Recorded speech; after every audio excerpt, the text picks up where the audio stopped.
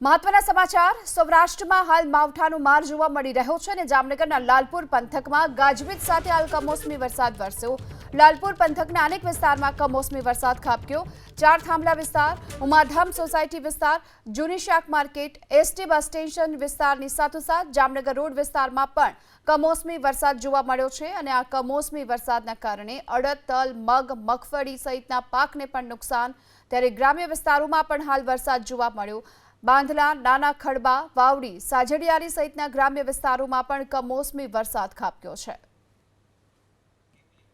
તો જામનગરના લાલપુર પંથકમાં ગાજવીજ સાથે વરસાદની શરૂઆત થઈ અને આ વરસાદને કારણે રોડ રસ્તા પર પાણી વહેતા જોવા મળી રહ્યા છે। લાલપુર પંથકના અનેક વિસ્તારોમાં આ કમોસમી વરસાદ ખાબક્યો છે। આ સાથોસાથ આસપાસના ગ્રામ્ય વિસ્તારોમાં પણ કમોસમી વરસાદના કારણે ખેડૂતોની ચિંતામાં વધારો થયો છે। તો આ તરફ લાલપુર પંથકમાં જે ધોધમાર કમોસમી વરસાદ વરસી રહ્યો છે અને આ વરસાદના કારણે હાલ તો ભર ઉનાળે પૂરની સ્થિતિ જોવા મળી રહી છે। લાલપુર તાલુકામાં ગ્રામ્ય વિસ્તારોમાં ધોધમાર વરસાદ અને બાધલા ગામ પાસે આવેલી સસોઈ નદીમાં ભર ઉનાળે પૂર જોવા મળી રહ્યું છે। બાધલા ગામની ઉપરવાસમાં આવેલી છે આ નદી અને ત્યાં અન્ય વિસ્તારો જ્યાં છે આસપાસના ત્યાં પણ હાલમાં ઘોડાપુર જોવા મળી રહ્યું છે। બાધલા ગામથી પસાર થતી સસોઈ નદી ઉપરવાસમાં ભારે વરસાદને કારણે નદીમાં પૂરની સ્થિતિ જોવા મળી રહી છે અને સાજડિયારી, વીરપુર, મેવસ સહિતના ગ્રામ્ય વિસ્તારોમાં ધોધમાર વરસાદ આવ્યો છે અને તેના કારણે જ હાલ પાણી છે સીધા નદીમાં પહોંચી રહ્યા છે અને નદીમાં ઘોડાપુરની સ્થિતિ જોવા મળી। તો આ તરફ જામનગરના જામજોધપુર પંથકમાં પણ બપોર બાદ વરસાદી માહોલ જોવા મળી રહ્યો છે અને બપોર બાદ ધોધમાર વરસાદ શરૂ થયો। ભારે પવન સાથે અનેક વિસ્તારોમાં કમોસમી વરસાદ ખાબક્યો છે। જામજોધપુર તાલુકાના અનેક ગામોમાં હળવાથી લઈ મધ્યમ વરસાદની શરૂઆત થઈ। સ્ટેશન રોડ, આઝાદ ચોક, બાલ મંદિર રોડ સહિતના વિસ્તારોમાં વરસાદ નોંધાયો। Mini bus station road, Tirupati society સહિતના વિસ્તારોમાં પણ કમોસમી વરસાદ ખાબક્યો અને આ કમોસમી વરસાદના કારણે તલ, જુવાર, મગ, અડદના પાકને નુકસાનની ભીતિ જોવામાં આવી રહી છે। વધુ વિગતો મેળવીએ સંવાદદાતા રવિ બુદ્ધદેવ આપણી સાથે જોડાઈ ચૂક્યા છે। રવિ, સમગ્ર જામનગર જિલ્લાની શું સ્થિતિ, ક્યાં કેટલો વરસાદ? કરવામાં આવે તો આજે બપોર બાદ જામનગર શહેર અને જિલ્લાના કેટલાક વિસ્તારોમાં કમોસમી વરસાદ છે તે પડ્યો છે, પરંતુ નોંધપાત્ર વરસાદ છે તે જામજોધપુર અને લાલપુર પંથકમાં છે તે નોંધાયો છે। જામજોધપુર અને લાલપુર પંથકમાં બપોર બાદ વાતાવરણમાં આવેલા પલટાના કારણે અનેક વિસ્તારોમાં વરસાદ પડ્યો છે। ખાસ કરીને જો વાત કરવામાં આવે તો લાલપુર અને જામજોધપુર વિસ્તારમાં બપોર બાદ જિલ્લા કંટ્રોલ રૂમ છે તેમાં 2 કલાકમાં જામજોધપુરમાં 1.5 ઇંચ જ્યારે લાલપુરમાં 1 ઇંચ જેટલો વરસાદ છે તે નોંધાયો છે। જી આભાર આપનો આ સમગ્ર માહિતી બદલ। તો આ તરફ હાલ અમરેલી જિલ્લામાં પણ અનેક વિસ્તારોમાં જોવા મળી રહ્યો છે કમોસમી વરસાદ અને અમરેલી જિલ્લામાં આજે પણ કમોસમી વરસાદ। સાવરકુંડલા શહેરની સાથોસાથ આસપાસના વિસ્તારોમાં પણ કમોસમી વરસાદ ખાબક્યો। સાવરકુંડલા શહેરમાં ધોધમાર વરસાદ વરસી રહ્યો છે અને આ વરસાદને પગલે ખેડૂતોના ઉભા પાકને નુકસાનની ભીતિ પણ જોવામાં આવી રહી છે। અમરેલી જિલ્લામાં હાલ આજે પણ કમોસમી વરસાદ ખાબક્યો છે અને આ કમોસમી વરસાદે ખેડૂતોને હાલ ચિંતામાં મૂકી દીધા છે। સતત વરસાદ વરસી રહ્યો છે અને તેના કારણે ઊભા પાકને નુકસાનની ભીતિ પણ જોવા મળી રહી છે। તો અમરેલી જિલ્લાના અનેક વિસ્તારોમાં છઠ્ઠા દિવસે હાલ માવઠાનો માર યથાવત છે, ત્યારે અમરેલી શહેર સહિત આસપાસના વિસ્તારોમાં પણ અત્યારે કમોસમી વરસાદ ખાબક્યો છે। વડીરા, નાના ભંડારિયામાં ધોધમાર વરસાદ અને તેના કારણે ખેડૂતોને નુકસાન પહોંચી રહ્યું છે। ચલાલા શહેરની સાથોસાથ આસપાસના વિસ્તારોમાં પણ અત્યારે વરસાદી ઝાપટા પડ્યા છે। પવન સાથે ગાજવીજ સાથે માવઠું વરસતા ખેડૂતો ચિંતાતુર જોવા મળી રહ્યા છે। અમરેલી જિલ્લામાં હાલ સતત છઠ્ઠા દિવસે માવઠાનો માર છે અને વડેરા, નાના ભંડારિયા, ચલાલા શહેરની સહિત આસપાસના વિસ્તારોમાં પણ ધોધમાર વરસાદ વરસ્યો છે। તો અમરેલી શહેર સહિત આસપાસના ગ્રામ્ય વિસ્તારોમાં વરસાદ જોવા મળી રહ્યો છે। અમરેલીના બસ સ્ટેશન રોડ સહિતના વિસ્તારોમાં પણ કમોસમી વરસાદ ખાબક્યો।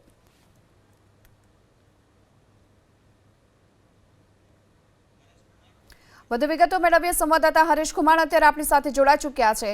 હરેશ, ક્યારથી અમરેલી જિલ્લામાં આજે વરસાદની શરૂઆત થઈ અને કયા કયા વિસ્તારોમાં વરસાદની શું સ્થિતિ છે? બિલકુલ અમરેલી જિલ્લામાં છેલ્લા સતત છઠ્ઠા દિવસથી કમોસમી વરસાદ વરસી રહ્યો છે. અમરેલી સહિત આસપાસના ગ્રામ્ય પંથકોમાં પણ વરસાદ વરસી રહ્યો છે. અમરેલીના વડેરા, નાના ભંગરિયા સહિત આસપાસના ગામડાઓની અંદર કમોસમી વરસાદ વરસી રહ્યો છે.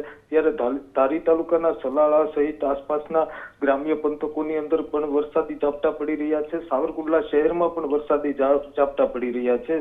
ત્યારે પવન સાથે વીજળીના કડાકા ભડાકા સાથે વરસાદ વરસી રહ્યો છે. ભર ઉનાળે ચોમાસા જેવો માહોલ છવાયો છે અને હાલ અત્યારે જે પ્રમાણે કમોસમી વરસાદ વરસી રહ્યો છે તેને લઈ અને ખેડૂતોમાં એક ચિંતા વધી છે. ખાસ કરીને જે ડુંગળી, બાગાયતી, કેરી સહિતના પાકને વ્યાપક પ્રમાણે નુકસાન જવાની ખેડૂતોને ભીતિ છે. ત્યારે આ કમોસમી વરસાદ ક્યાંક ને ક્યાંક ખેડૂતો માટે બરબાદીનો વરસાદ હોય તેવું લાગી રહ્યું છે.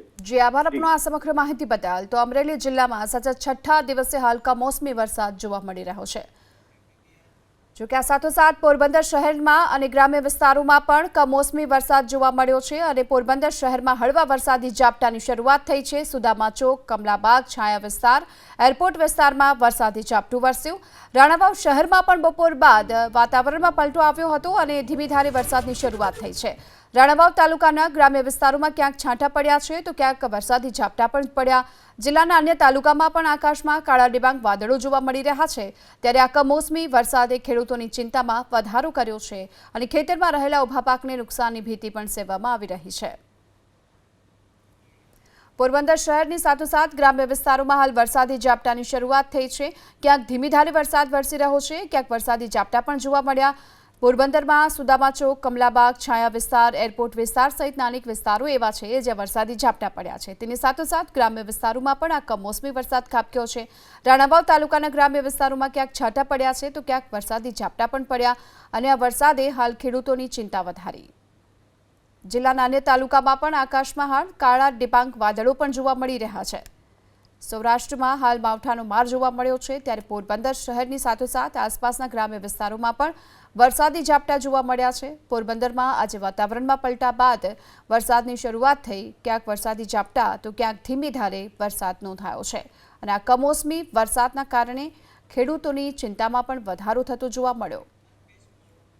વધુ વિગતો મેળવીએ સંવાદદાતા અલ્પેશ મોઢ આપણી સાથે જોડાઈ ચૂક્યા છે. અલ્પેશ, પોરબંદર જિલ્લામાં ક્યાં કેટલો વરસાદ અને શું સ્થિતિ? હેલો જી, પોરબંદર જિલ્લાની અંદર અત્યારે સવારથી કાળા ડિબાંગ વાદળો સાથે વરસાદ આવવાની શરૂઆત થઈ હતી. જ્યારે પોરબંદરના બડા પંથકની અંદર ભગવદર, મોઢવાડા, રોજીવાડા, ઈશ્વરિયા સહિતના વિસ્તારની અંદર આજ બપોર સુધી અત્યારે 4:30 વાગ્યા સુધી વરસાદ ચાલુ હતો તેવા સમાચાર મળી રહ્યા છે. ત્યારે મગ અને તલના પાકને નુકસાન થઈ રહ્યું હોય તેવી ભીતિ સેવાઈ રહી છે. અત્યારે મગનો પાક તૈયાર થઈ ગયો છે. તેમજ અનેક ખેડૂતોના ખેતરની અંદર મગનો પાક ઉભો છે, જે તૈયાર થઈ ગયેલો છે. હવે તેને સંકેલવો પડે તેવી પરિસ્થિતિ જોવા મળી રહી છે, જેથી આર્થિક રીતના નુકસાન થઈ શકે તેવી ભીતિ સેવાઈ રહી છે. જી આભાર આપનો આ સમગ્ર માહિતી બદલ. તો સૌરાષ્ટ્રની સાથોસાથ હવે ઉત્તર ગુજરાતમાં પણ હાલ માવઠાનો માર ખેડૂતોને સહન કરવાનો વારો આવ્યો છે. પાટણ જિલ્લામાં સાંજના સમયે કમોસમી વરસાદ ખાબક્યો. સમી રાધનપુર હાઈવે પર માવઠું પડ્યું છે. રાધનપુર, બાસ્પા, ગોચનાથ સહિતના ગ્રામ્ય વિસ્તારોમાં કમોસમી વરસાદ વરસ્યો. ભારે પવન સાથે વરસેલા આ કમોસમી વરસાદે ખેડૂતોની ચિંતામાં વધારો કર્યો છે. ખેડૂતો હાલ ચિંતાતુર જોવા મળ્યા છે. અસહ્ય બફારાની વચ્ચે હવે વરસાદ વરસ્યો છે તો વાતાવરણમાં ઠંડક પણ પ્રસરી છે, પરંતુ આ વરસાદે હાલ તો ખેડૂતોની ચિંતા વધારી. વધુ વિગતો મેળવીએ સંવાદદાતા એઝાઝ આપણી સાથે જોડાઈ ચૂક્યા છે. એઝાઝ, શું સ્થિતિ જોવા મળી રહી છે વરસાદની? જિલ્લામાં ફરી વાતાવરણમાં પલટો આવ્યો છે અને સમી રાધનપુર હાઈવે પર જે કમોસમી માવઠું વરસ્યું છે, એટલે કહી શકાય કે રાધનપુર, બાસ્પા, ગોચનાથ સહિતના જે ગ્રામ્ય વિસ્તાર છે તેમાં હાઈવે વિસ્તાર પર ભારે પવન સાથે કમોસમી વરસાદ વરસવાની સાથે હાલ તો વાતાવરણમાં ઠંડક પડશે છે. પરંતુ બીજી તરફ જો વાત કરવામાં આવી, જે ખેડૂતો દ્વારા જે બાજરી તેમજ ઘાસચારાનું જે વાવેતર કર્યું છે ખેતરના, જે હવે તૈયારીને આણીને ઉપર છે ને, પરંતુ જે રીતના હાલ કમોસમી માવઠું વરસ્યું છે અને માવઠું વરસવાની સાથે હાલ તો ખેડૂતોના અંદર પણ હાલ તો ચિંતા દેખાય. એટલે કહી શકાય કે જે રીતના છેલ્લા 1-2 દિવસથી જે કમોસમી માવઠું હતું તે ક્યાંક બંધ થયું હતું, પરંતુ આજે ફરીથી વાતાવરણમાં પલટો આવ્યો છે અને હાઈવે વિસ્તાર છે જે સમી રાધનપુર વિસ્તારના અંદર હાલ કમોસમી માવઠું વરસ્યું છે. જી આભાર આપનો આ સમગ્ર માહિતી બદલ.